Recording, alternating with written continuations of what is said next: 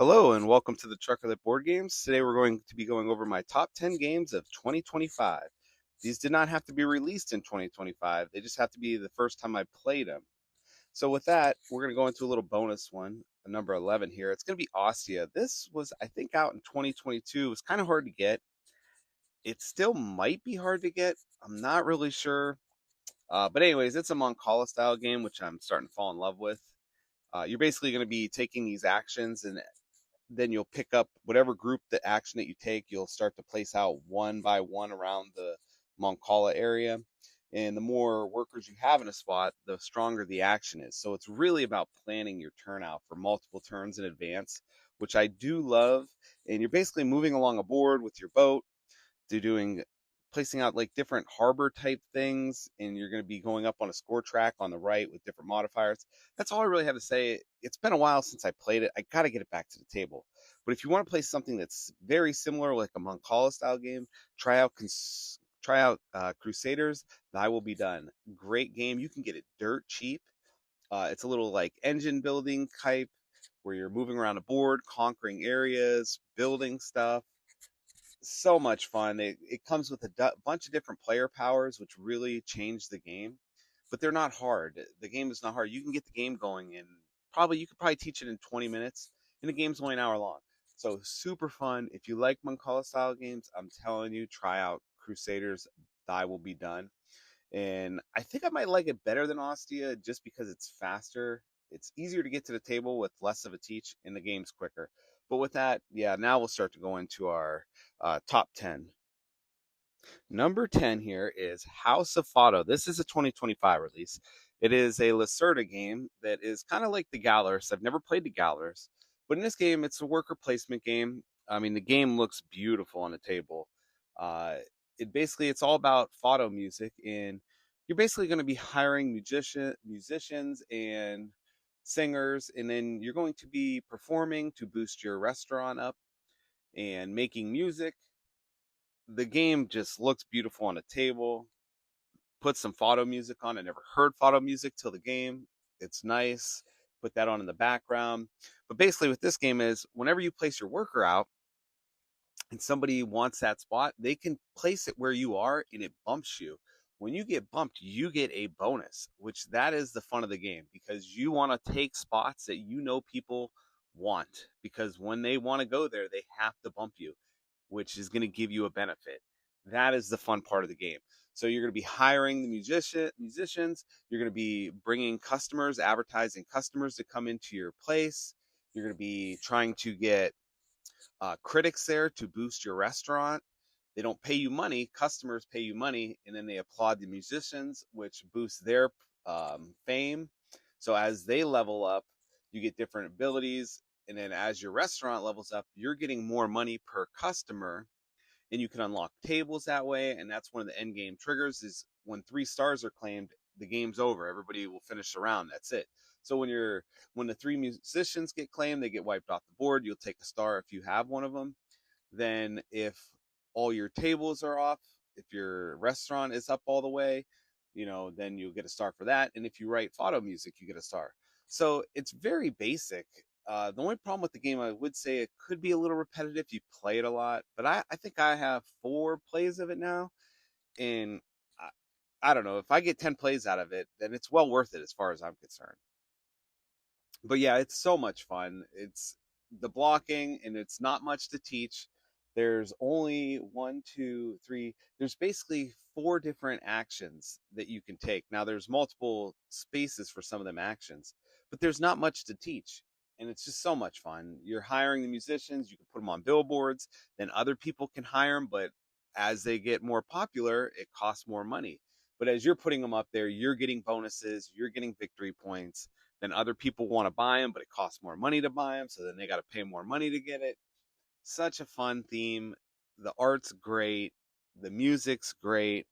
Like I said, definitely a hit if you want a lighter Lacerda game that's worker placement. Because some of his heavier ones, I don't know. I haven't really dove into too many of his games because they're just too much to get to the table. You know, the Gallerist, I want to get it, but it's realistically, I don't think I'll ever get it played because the teach is so long and the gameplay is so long and complicated. It's really not worth it. So yeah, definitely check out House of Auto if you want. If that theme sounds appealing to you and you like worker placement games. Number 9, we got here another 2025 game, and it's Spooktacular. Now, I absolutely love this game. It'd probably be up a little bit higher if there was a little bit more to the game, but basically the theme is great. It's a great Halloween game. You're basically monsters coming out of a movie theater, scaring and devouring the people that are coming to watch the movies. It has like a great, I would say, 80s feel kind of with the monster types, and they're all like B rated or B, type monsters. But basically, you're going to pick a monster. There's 20 in the games. They're all very asymmetric. The game's super easy to teach because there's only a couple actions. There's like spooking, devouring. Spooking, you're going to scare the customers into different rooms. You'll get a victory point. There's devouring, which lets you eat them. If you eat a full set of 5 different colors of characters, meeples, then you get a movie ticket, which is a hidden scoring. When those run out, the game's over. If someone hits 50 points, the game over. But what's so much fun about it is each monster is very asymmetric, and on the board it literally tells you step by step and how to activate your monster. So once you go over the basic effects of move, devour, spook, it's a super easy game, but the monsters are so much fun. There's an anglerfish that if you scare the people out of the building, you can put doors on the outside of the building. When they run out of the movie theater, they're going to the light, except it's your mouth. You're devouring them. So it's so much fun. There's one where there's a blob that spreads across the whole board. There's another where there's hives where you're a bee and you're putting hives all over the place for area control. There's ones that have different types of movement. There's an animatronic one. And it's so much fun. It's hilarious to play. It's got a little bit of take that, not too much. You don't have to play with those characters. But the fun of it is just playing with the different monsters. There's so many. There's like a workout one. There's like I said, the hive one, the blob one. There's there's like a mummigator where he's trying to put you in a tomb. There's, obviously there's a car one. It's funny. You can drive around in this car, picking up passengers, devouring them. I mean, it's just so much fun. It's just a fun light game. Bring it out on Halloween, even if it's not on Halloween. But yeah, with that, Spooktacular is definitely a hit. Number 8 here is a small little like game. Like, once again, it's called Guardlings. Now, if you like Quacks, but you want an easier game, look into Guardlings. This was kind of a little hidden surprise for me. But basically, you're going to be pulling these tiles out of bag. They're kind of like domino tiles, but you're going to be looking for kind of like gnomes. Once you have too many gnomes, you're going to bust. So kind of like the white chits in Quacks. But with this game, you're going to be lining up the colors on the corners or on the sides of the tiles, and those are money. Basically, the more money you get, the more tiles you can buy. There's a row of tiles which are 4, 7, 10, and I think it's 14. But basically, once you hit 20 points, the game's over. And you're basically going to be pulling these out. You're going to be pushing your luck and drafting these tiles if you get enough money. If you bust, you can still get half the money, and you could take a petty pig. What's cool about the petty pigs is if you get 3 of them, then you can upgrade it to the next tile higher. So there's only a couple basic tiles you need to explain. There's like maybe 5 different ones you need to explain. They're all super easy. This game was so much fun. I brought it to camp, and I actually got kicked out of the game group because it can only play 4 players. Now, if you buy 2 copies, no big deal. You could play 8. I only have 1 copy. So my niece and nephew and my mom and daughter like the game so much that they just played it all night. So I literally got booted out of the game table, and they played Guardlings for like, I don't know, 3 hours. So, and they're not even big gamers. So I mean, if you're looking for a light, faster Quacks, that is the game to go for. Yeah, definitely check that out if you want a lighter Quacks game. Number 7 is Hot Streaks. Now, this game is on a hot streak. Everybody's been talking about this game. Super funny, fast racing game, betting game. So think of, Ready, Set, Bet, and like long shot the dice game, but a lot lighter. a lot faster, a lot sillier. Basically, you're going to bet on these four mascots. They're going to do all kinds of crazy things. They're going to turn around, run backwards. They're going to knock each other over. They're going to run off the board. And you're basically going to bet on them to see who's going to win. I actually like this better than Camel Up. I was hoping Camel Up would be as fun as this, but I thought this game was funner. And you could do a side bet, and then you can do a risky bet. You can flip them over to make them risky, but if you're wrong, you lose money. It's basically three races, and then you're done. So, and there's not much choices in it. You're going to get dealt three cards, and as the races go on, you're able to put one card in, which is hidden, so people don't know. So you could try to affect the race a little bit. The only thing I don't like about the game is before the race starts, you count down and you take three cards out. So what sucks is the card you put in could get discarded. I don't know why. That's the one part of the game I don't like. I wish the card that you put in would just stay in so you could, you know that you're affecting the race a little bit. But it's kind of a bummer if you put the card in and then your card gets discarded and it doesn't even come out. So it's like the little bit of agency in the game that you have could basically just get wiped out by discarding it out. So I don't know. It's funny. You can't take it serious. You play it with kids, family members, gamers, they could probably go either way with it. I wouldn't bring it to like a big game night, but yeah, definitely check out Hot Streaks. It's a little bit pricey for what it is though. So if you can't get it on a deal, I would just wait or play someone else's copy. All right, with number 6 here, we're going to be getting into the heavier stuff. Luthier. Now, this game is the game that came after Distilled, and it's still a toss up for me if I like Distilled better. I think I do just because of the length.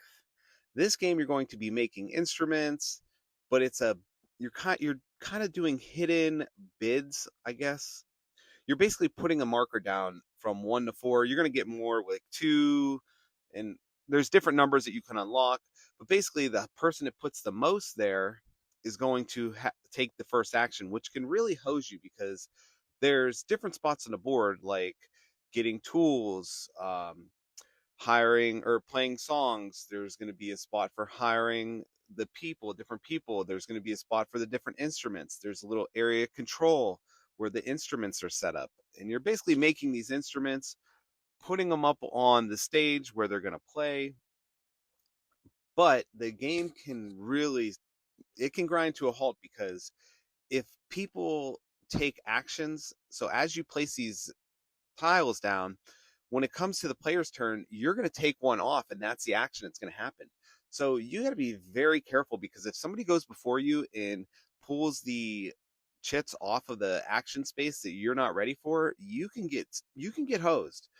So you might not have the money to take the action. You might not have the pieces to do what you need to do, like build the instruments. So you really have to think about planning how you're going to take your turns. And sometimes, like in Distilled, if the stuff doesn't come out in the market, there's not much you can do. So for a game, the game is super fun, but I will say the first game you're going to play of it, especially we played a 4-player game. I want to say it was 4 hours. That was with the teach. I want to say about an hour teach, 3-hour game, and the game was already set up when we were there. So if you go and then you're going to plan on setting this game up, teaching the game and playing the game, I don't even know. Unless the players you play with are super fast, you're going to be in for a super long game, and there's not much you can do about it. Like I said, there's a lot of strategy and a lot of thinking about placing out those tiles in the numbers that you want to place because you might only want to put a 1 out because you know that you don't really care if you don't take the action first. But at the same time, a lot of it depends on who's going to take off the tiles and what actions are going to go first.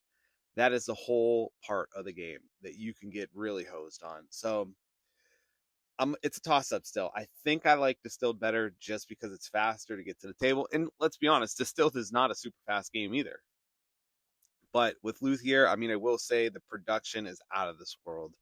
Uh, I can't complain about the production at all. I mean, maybe the little wooden cubes you get for the different like animal fat and wood and metal, those could be a little bit nicer, but the production on this game is insanely good. So if you haven't played Luthier, definitely play it before you buy it. But I mean, it's definitely good. You just have to know what you're in for. You're going to be in for a long game no matter what. So if you want to play a super long game, it's a little bit heavier than Distilled. Definitely check out Luthier. Number 5 is definitely by far the heaviest game on here, TI4 Twilight Imperium. Now, this is the first, I played it twice this year, which is insane. It's like 16 hours of gameplay for 2 days. I'm not going to dive too much into this. You know what it is. It's a 4X game. If you don't like this stuff, don't even bother. I mean, look at that. Just look at that. I mean, I played a 7-player game of this. It was insane. It took forever. I love it. All the players are different, powered, asymmetric, space battles, galactic empire building, based off of Puerto Rico kind of action system with the 8 action cards. Just a blast. The last time I played, I ended up sneaking out a win. I was definitely way behind. I built up my enemy or my fleet ship movement super fast so I could move across the board. And there was a point tile that if I took over someone's homeworld, well, there was a guy that was about to win, so somebody went over and attacked him and basically took him out of position. Well, I jumped all the way through a wormhole across the map with massive amount of movement and took the guy's homeworld, which lets me score 2 points, which basically let me win. No one's seen it coming. It was an epic ending to the game. I mean, it was like an 8-hour, 9-hour game, so I'm glad it was over. Everybody was. But yeah, I can't say much about it. If you don't like 4X, don't even bother. I mean, if you should maybe try it if you think you're going to like it, but just be prepared. It's a beast. I mean, you definitely got to pre-plan and definitely learn it before you go and play. Don't just go into it willy-nilly. All right, with that, my number 4. Now these games are starting to become really high on my overall top 100 games. Croftwagon here. I love rondels. It's becoming one of my favorite game mechanic, and that's what this game is. Except you're going to be basically making vehicles. You're going to be getting upgrades to upgrade your engine, upgrade your body of your car, and then you're going to be selling it. And there's different actions on the rondel. There's also like a racing feature in the game, so you can up your engine, so you can race around the track and score victory points. There's 4 rounds that you go through, and every round you'll have a racing scoring event. Then you'll have basically you're going to be selling these cars, and you can sell the cars for the cheapest. And if someone buys it, the cheapest car is always worth double. There's going to be, if you have the most sales people on a car, that car will sell. There's a one that the people will buy the highest body. Um, so then there's also one that people want the highest engine. So basically, you're going to be balancing to trying to build up for different types of cars. With your speed, with your body, or try to put meeples on them as sales customers or salespeople, or you're going to try to sell the car low. So there's a lot of gameplay in that because only so many cars are going to get bought every round. Usually 4. Now, there's ways to get upgrades to sell more cars, but that is the trick of the game. Do you want to race around the track a lot? Do you want to sell your cars all dirt cheap? Because along the board, people are going to get to pick what cars are going to be selling in what order. So it's super strategic in that way. And you're going to get a little player board where you're upping your engine and your body, which then you're trying to balance that. You can only go up one higher, like you can only have your engine up one higher than your body. So you kind of have to balance that out. But at the same time, you might want to just try to keep your engine up ahead of your body so you can race around the track faster. So yeah, so much fun. Keep the hidden scoring. There's 2 variants. The one's the hidden scoring. Do the hidden scoring because if you play with open scoring, everybody's just going to be counting everybody's money, and then you're going to be trying to hose the next person. Oh, he's in the lead, so I'm going to try to sell this car so that his cars won't sell. It just makes the game smoother. It makes it faster. So people aren't, min maxing that aspect of the game. You still have a vague idea of who's in the lead. So yeah, definitely play with the hidden scoring. But yeah, Croftwagon, that came out of nowhere for me. Definitely check that out. It's a remake, or I think it's a remake or reskin of another one. But yeah, I played the newer version and it was definitely a hit for me. All right, with that, we're going to go into number 3, Galilei Galilee. Now, this guy's had some bangers. This game, Tea Garden and SETI. I haven't played Tea Garden yet. People say they like it. But between SETI and this, I mean, these games are just great. This one, The game looks great on the table, great theme, but it's basically kind of like your own little rondel where you get to move your telescope 1 to 3 spots on your player board, that you can upgrade tiles on your player board. But when you take that action, you actually take that tile out and move it to the bottom and slide the rest up. So you can only take them actions once every so many turns. You can upgrade your actions if you want, but that also takes a turn. So you might not want to upgrade it too much. But basically, you're going to be getting dice, upticking your dice, because as the dice go up higher, that lets you discover the planets. You have to pay a certain amount of dice. You have to combine dice into different colors, and the base game comes with 4 different asymmetrical characters. You don't have to play with them. I would. The expansion comes with more. I've played with them. They're a little bit more difficult. I do like them better. Um, I haven't played with the moon. They have the dark side of the moon. That's the expansion. It's like a separate board. I haven't done that yet. But honestly, the base game's good enough. It's a good medium weight game. It takes about an hour and a half, maybe a half hour to teach. And you're basically going to be moving around your own little rondel. And what's nice about this game is everything is random. The scoring's random. You place these different tiles out. You go up on these tracks for the different scoring tracks. Those are random. There's 4 achievements on the top of the board. Those are random. The way the planets come out are random. There's 3 different stacks, 1 through 3, but it's all shuffled up and all intermixed. So yeah, it's a great game. The theme is great. I've been getting into space games lately, space theme games.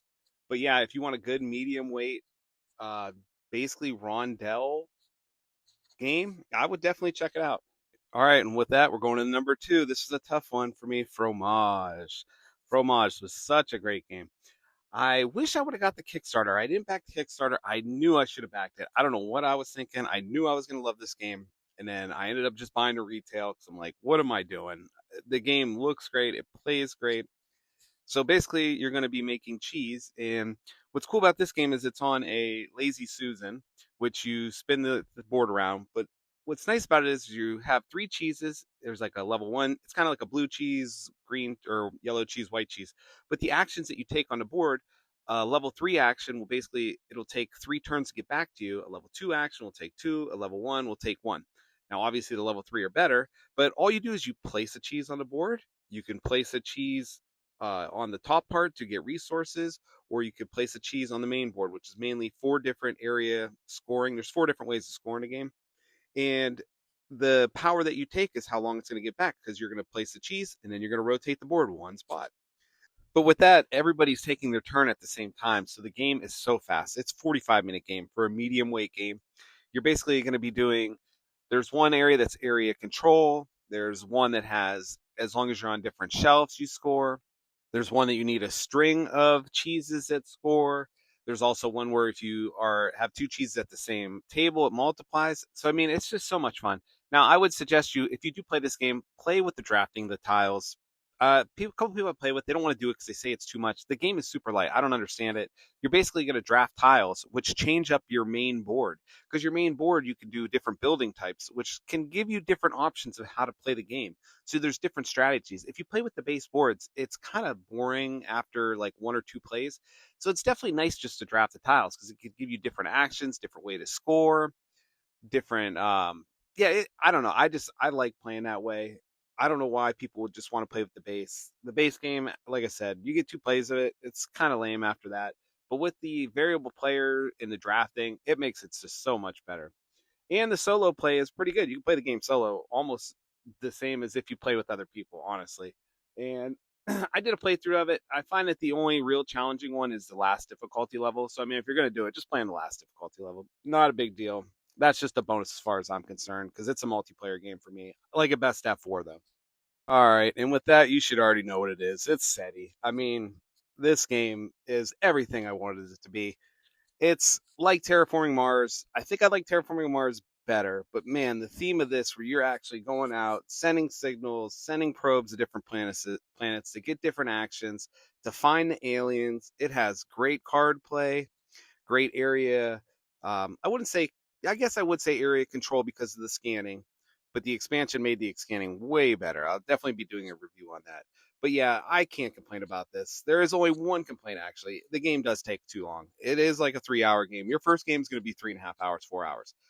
With the expansion, I'll go over this when I do a review of it. The expansion doesn't take that much away from that, but it's definitely a funner full 3-hour game.